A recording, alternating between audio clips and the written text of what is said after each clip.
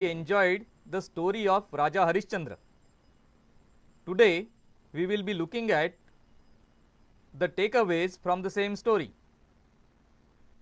If you have not seen yesterday's video and do not know Harishchandra's story in detail, please look in the comments. The link to the video is given there. So today we will see the takeaways from yesterday's Raja Harishchandra story. Takeaway number 1. When Vishwamitra came to meet Raja Harishchandra in the morning after the dream, that was the time when Rishi Vashishta, who was the Kula Guru, had departed for his long meditation. The first mistake was to let the Rajguru go away for a long duration without having a replacement in his position. This shows the overconfidence of the king. King always requires friend, philosopher and guide because his position is so important and the well-being of all the citizens depends on the position and the decision of the king. He should not have taken any decision on his own. As it is said, Dharmasya Shastram Nihitam Guhayam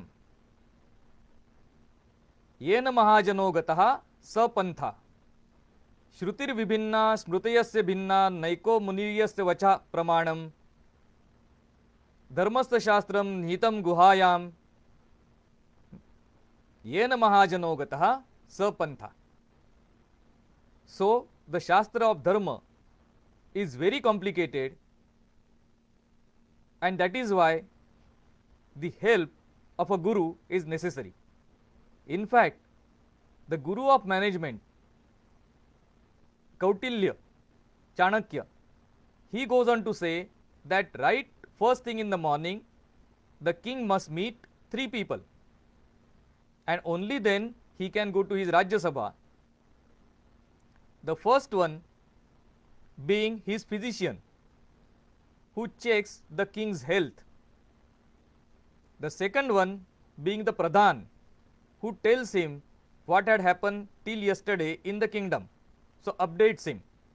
And the third is the astrologer, who tells him what is the day likely to be like. And then king goes to the Rajya Sabha, and next to him sits the Rajguru as they start the working of the day. So, this practice Raja Harishchandra did away with and paid for it dearly. The second learning from this is that the king has 2 separate dharma. One is the Kshatriya dharma and the second is the Raj dharma, as a king and as a Kshatriya, and next comes the family. He always has to look for a decision which is for the good or maximum people. Welfare of the maximum number of people is the core issue, along with sticking to the dharma. In handing over his whole kingdom to Vishwamitra, just because he had given that vachan in his dream, did not bode well for the people. What was Vishwamitra going to do with all that kingdom? How was he going to look after the people? These were the pertinent questions that Raja Harishchandra should have asked, which he didn't. And this is extremely important in any decision making then or now. And lastly, it has been repeatedly done in the past, is too much of anything. Too much of dana, too much of dharma, too much of righteousness, too much of shama, too much of openness, and too much of anything.